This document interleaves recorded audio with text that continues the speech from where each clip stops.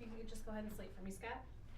Hi, Scott Orlin with CINEMA-Magazin. The film is called If Beale Street Could Talk, and the director is Barry Jenkins. You may recognize him. Moonlight, congratulations on your new film. Thank you. Obviously, this is based on a great piece of literature. How intimidating was it to then say, oh my gosh, I need to make this cinematic?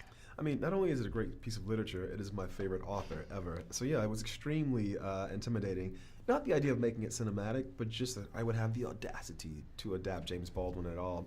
It was like, people talk about the pressure in a post-Moonlight world with all the Oscars and all those things.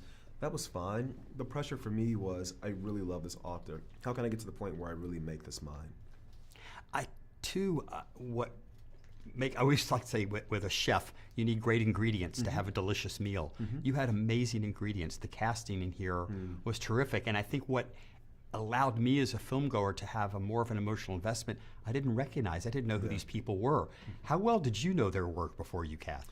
I mean, quite well, with all the satellite characters. You know, people like Michael Beach, Regina King, of course, Coleman Domingo, Pedro Pascal, Diego Luna. I mean, such a really lovely group of people. But just like you, I felt like, you know, reading this book, you know, Tish and Fonnie, their faces to me needed to be so unique and specific, you know, and so I didn't have an idea of who they were in my head. And it wasn't until going through a very arduous casting process, our casting director, Cindy Tolan, did a great job, that finally Kiki and Stefan revealed themselves to me. But I was familiar with most of the work of all these folks who've been doing just great character actor work in the past, and it was clear to me that they could bring something very rich and vital to this material. One of the beauties of film is it allows us kind of an entrance into a world that maybe we don't live in every day, or a chance to walk in somebody's shoes. And obviously, while we may know people, we don't know these people and the experiences they go through. And as an audience, it was heartbreaking because just by the color of their skin only, they were subjected to things that no human should be subjected to. Is it the power of film to enlighten, is to give people who are outside this culture an opportunity to say, no, this is what's happening? I think the power of film, the power of art at large, you know, this is adapted from a book that was published in 1974, and yet everything you just said is still relevant, even in the context of today. So I do believe that it is the job, the duty, it is a feature of art to enlighten, to open perspectives. And what I'll say about that is, you know, someone like me has been watching films and television featuring someone who looks like you know, for decades, you know, for a century, for the entire history of cinema. I think because of that, you know, I have learned these different ways of empathizing, you know, with the lives of suburban, middle class, you know, white families, you know, with the Brady Bunch, you know, with the Keatons, you know, all these things. And I think now, with so much work being told from the black perspective, featuring black characters, you know, from the Asian perspective, from the Latino perspective, now the shoe's on the other foot. And I think that this radical empathy, you know, this changing of perspective, now the opportunity is there for you. So I do think it's a wonderful thing that's happening right now. The important thing is it has to be a direction and not a destination. One of the things too, which is like there are moments in movies that kind of just stick out for you for strange reasons. And in this film particularly, there was the scene with Regina with the wig. Yeah. And it was such a powerful moment to me because it was like, who do I need to be when I go to this event? Exactly. And can you talk a little bit about that? Well, that was exactly it. So who do I need to be when I take on this Herculean task, you know? But the bigger question to me is, and why can't I just be myself, you know? And the fact that I'm doubting myself, you know, what does that show about me and about the world at large? You know, that sequence is in the book. In the book, it's the woman Sharon puts on a shawl.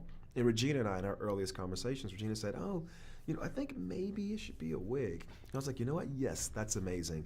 You know, what I love about adaptations is I'm always looking for these moments where I can take 5 pages of text and I can translate that into 2 images.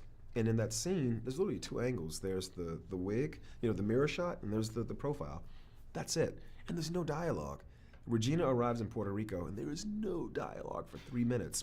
You know, adapting something that's all words, and then you have this actor just giving body and soul. You know, to me, that's where, to go back to your earlier question, what was the pressure of taking Baldwin and making it cinematic? You know, this is one of those places where you go, oh, this pressure paid off. You know, a diamond came out of this pressure. You mentioned earlier that other movie that you might have won an Academy Award for. Oh yeah, Moonlight. That little thing. Talk a little bit about pressure, because here you do a movie that basically for most of the film world kind of came out of left field. People were not anticipating this movie. They saw it, it's like, what am I witnessing now? And so all of a sudden, the spotlight shines on Barry Jenkins. Now you do your next film, there are about 12 spotlights shining on Exactly. you. Was it a different approach? Did you feel like, okay, now I've got to up the bar? No, for me, actually, the fact that this script already existed, I wrote this at the same time that I wrote Moonlight in the summer of 2013. To be honest, it was like the best defense mechanism, for everything you just described. I didn't have to sit around and debate, well, what am I going to do next? Am I going to take this off or that off? I already knew that I had this companion piece that I wanted to close the circle, on these two family dramas. In the making of the film, it's impossible to not be aware of all the noise, But the thing I was very, very diligent about on both Moonlight and this film, especially with Moonlight, I watched that film before it premiered at any festival. I decided what I thought of it. And then all this stuff happened, and whether we won or lost, the Golden Globes, the Oscars, whatever, it was the same film.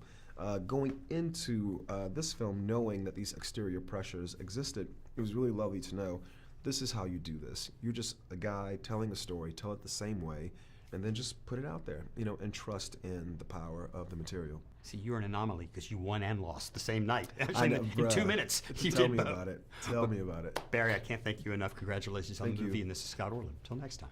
Thank you, man.